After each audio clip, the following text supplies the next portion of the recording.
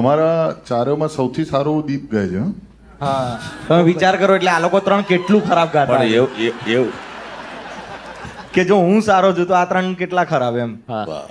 પણ એવું માની લેવાની મારી મરજી વિરુદ્ધ છે. એવું હે મારે સાંભળવું પડે ને તું હા કે. હા એ જ, એ જ.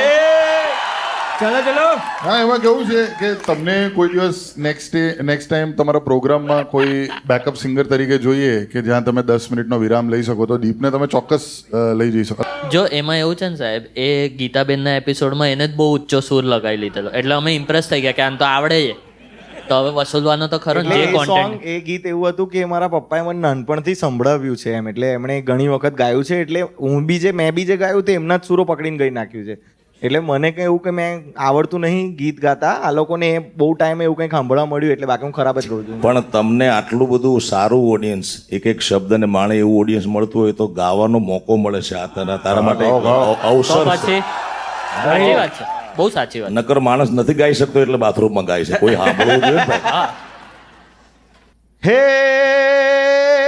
દૂધે તે ભરી તલાવડીને મોતીડે બાંધી પાડ રે, ઝીલણ ઝીલવા ગયા તા કે ગરબે ઘૂમવા ગયા તા, કે ઝીલણ ઝીલવા ગયા તા ને ગરબે ઘૂમવા ગયા તા.